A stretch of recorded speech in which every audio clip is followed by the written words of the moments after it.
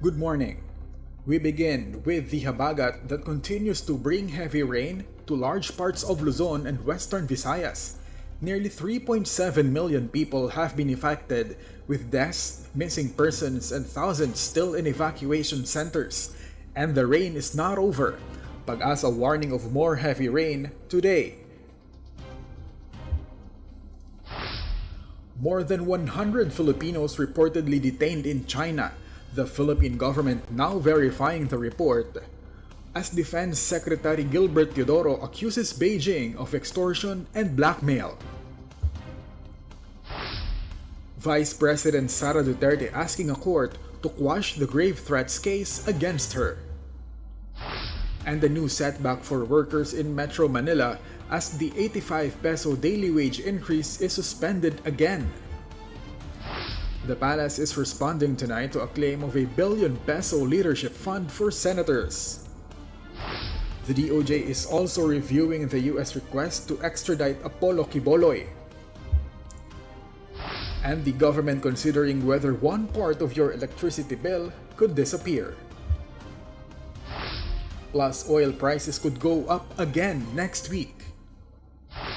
The garbage crisis in Metro Manila, a waterway in Baclaran, finally cleared after being choked with trash.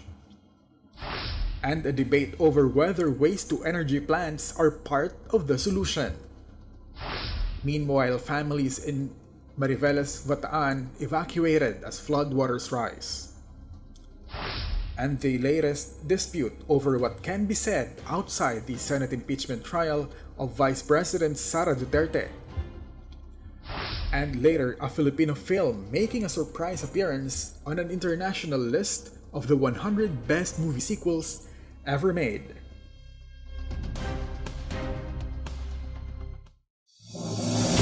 From the Philippines, this is Top Stories with 30 Baudin.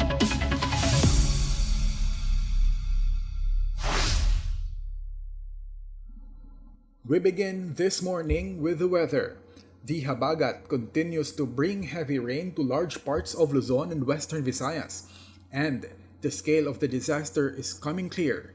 Nearly 3.7 million people have been affected, at least 21 people have died, 3 people remain missing, and more than 53,000 people are still in evacuation centers. Infrastructure damage has now reached more than 2.6 billion pesos. In Calabarzon, authorities are reporting 7 deaths and 2 people still missing. Those numbers, however, are still being validated. And in Central Luzon, hundreds of barangays have been affected by flooding. For many communities, the biggest concern tonight is what comes next. PAGASA says the southwest monsoon will continue to affect the country today. Parts of Occidental Mindoro, Zambales, and Bataan could see as much as 100 millimeters of rain. Metro Manila, Calabarzon, and Central Luzon could also experience periods of heavy rains. And after days of already saturated ground, authorities are warning of flash floods and landslides. For communities still cleaning up from the last round of flooding, the danger has not passed. Now to a developing diplomatic dispute, more than 100 Filipinos reportedly detained in China. The Department of Foreign Affairs says it is verifying the report and determining exactly how many Filipino nationals are involved. Philippine diplomats are coordinating with Chinese authorities and working to provide consular assistance. China says the Filipinos were apprehended over alleged immigration violations, but Defense Secretary Gilbert Teodoro is accusing China of using the case to pressure the Philippines, Teodoro calling it extortion and blackmail. The DFA meanwhile says it respects China's right to enforce its own laws, but stresses that Filipinos involved must be given due process and their consular rights. The Philippine government is still verifying the details. Vice President Sara Duterte asking a court to quash the grave threats case against her. Her lawyers are challenging the court's jurisdiction. The Department of Justice has 5 days to respond to the motion.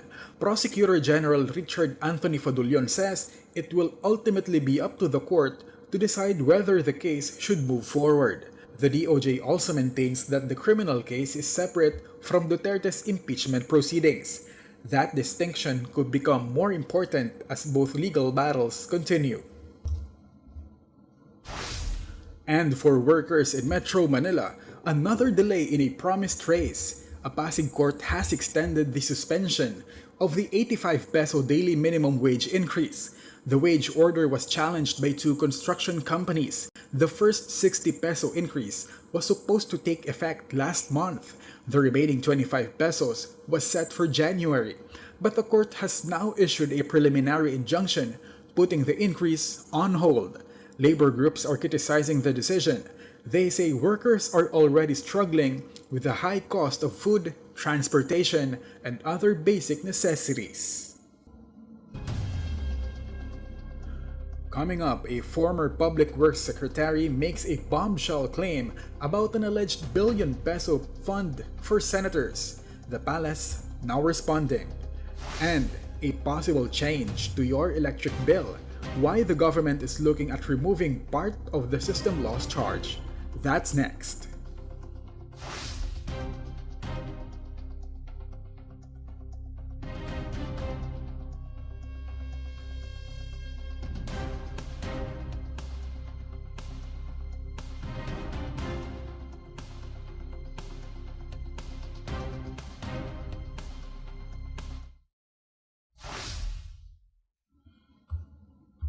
We continue, the palace responding to a bombshell claim about an alleged fund for senators. Former Public Works Secretary Manuel Bonoan testifying that senators in the previous Congress allegedly received at least 500 million pesos each for their pet projects. Bonoan describing the money as part of a so-called leadership fund. But the palace says President Ferdinand Marcos Jr. was not aware of such an arrangement. Palace Press Officer Claire Castro saying there is no such leadership fund under current Public Works Secretary Vince Dizon. The palace also says the proposed 7.2 trillion peso national budget for 2027 does not contain such a fund. The claim comes as investigations continue into alleged irregularities involving government infrastructure projects. Now to the case of Pastor Apollo Quiboloy. The Department of Justice now reviewing a formal U.S. request to extradite Quiboloy. The request also involves two other respondents. The DOJ says it must first verify that all legal requirements have been met before filing an extradition petition in court. Among the questions, whether the person being sought is indeed the same person in the Philippines, whether the alleged offenses met the requirement of dual criminality, and whether the case involves the death penalty. The DOJ says the process could take months if all requirements are satisfied. Now to something that could affect everyone who pays an electric bill. The Energy Regulatory Commission says it may be possible to remove the non-technical system loss charge. That charge covers losses linked to metering errors, electricity theft, and other human factors. The ERC says non-technical losses account for about 1% of electricity bills for private distribution utilities and up to nearly 3% for some electric cooperatives. Senator Erwin Tulfo is pushing for the charge to be removed, but energy officials say distributors would still need a way to deal with electricity pilferage. The Department of Energy is also calling for changes to the anti-pilferage law. And another possible hit to household budgets. Oil prices could rise again next week after just 2 days of trading. Diesel prices were up 4 pesos and 90 centavos. Gasoline was up 3 pesos and 10 centavos. And kerosene was up 5 pesos and 30 centavos. Some of those gains could still be offset before the final price adjustment is announced, but the industry officials say the decline may not be enough to erase this week's sharp increase.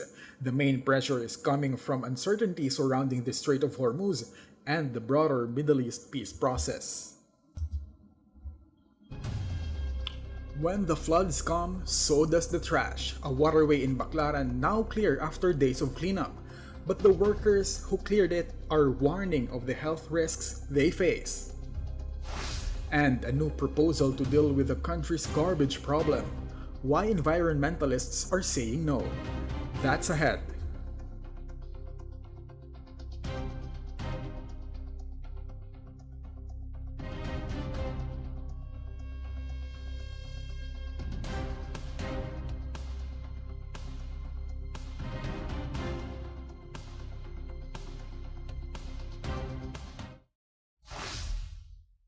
Now to the garbage crisis made even worse by the floods.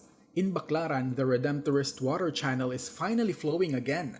After days of being choked with garbage, workers have cleared the waterway. But the cleanup came at a cost. Dozens of workers had to go into floodwater, mud, and trash to clear the channel. Workers say they have to take precautions because of the risk of leptospirosis and other illnesses from contaminated water. And the question tonight is, what happens when the next heavy rain comes? President Marcos has raised the possibility of waste-to-energy facilities, but Greenpeace Philippines is opposing the idea. The Environment Department, however, says waste-to-energy does not necessarily mean burning trash. Officials say non-burn technologies are also being considered. The government is also looking at stronger implementation of the extended producer responsibility law because the trash blocking the waterways is often the same single-use plastic that enters the waste stream every day. In Mariveles, Bataan, 58 families are forced to evacuate after floodwaters enter their homes. 4 barangays were affected. Residents rushed to move appliances and other belongings to higher ground as the rain intensified. Some families remained in evacuation centers as water levels in nearby rivers remain high. And with more rain expected today, authorities are warning residents to stay alert. A new dispute over what can be said outside the Senate impeachment trial of Vice President Sara Duterte. House Prosecutor Chel Diokno says the sub judice rule does not mean everyone involved in the case is under a total gag order. The comments come after a dispute over a social media post by Private Prosecutor Amando Ligutan. The post discussed the use of misleading questions during cross-examination. The defense objected. The prosecution says the post was simply a statement of legal principle. The Senate impeachment trial continues. Still ahead, the rain may be easing in some areas, but the recovery is just beginning. The latest weather outlook for today. And a Filipino comedy classic getting a major international honor.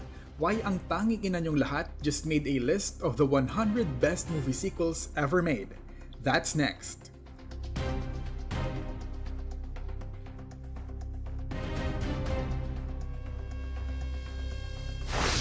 And we come back with the weather. PAGASA says the Habagat will continue to affect the Luzon and Western Visayas today. Heavy rain remains possible in parts of Western Luzon. Communities that have already been flooded are being urged to remain alert for flash floods and landslides. There are currently no tropical cyclones inside the Philippine area of responsibility, but a low-pressure area outside the PAR has a high chance of developing into a tropical depression. PAGASA says it is expected to move eastward, away from the country. For thousands of families still in evacuation centers, the focus now is recovery. And for communities still under threat from the rain, the warning remains, stay alert. And finally tonight, a Filipino comedy getting a surprising spot on a prestigious international list. Ang Tanging Ina Niyong Lahat has been named one of IndieWire's 100 best movie sequels ever made. The Star Cinema film ranked number 75, and it is one of only 2 Philippine films to make the list. The other is Kidlat Tahimik's Who Invented the Yo-Yo, Who Invented the Moon Buggy, which ranked number 87. IndieWire contributor Leigh Baltar praised the film for going beyond comedy. The sequel, directed by Wen V. Deramas, follows Ina Montesillo, played by Ay de las Alas, as she takes on an unexpected new role, the President of the Philippines. The film was released as the official entry to the 2008 Metro Manila Film Festival and became a box office success. And now, years later, it is getting another moment in the spotlight. The IndieWire list also features Hollywood titles including The Spider-Man Across the Spider-Verse, Spider-Man 2, Mad Max Fury Road, and Magic Mike XXL. Ang tanging ina niyong lahat is currently available to watch on iWant, the ABS-CBN Stars Cinema YouTube channel, and Netflix. And those are our top stories this Friday. I'm 30 Baudin. Thank you for joining us. Good morning and have a great day.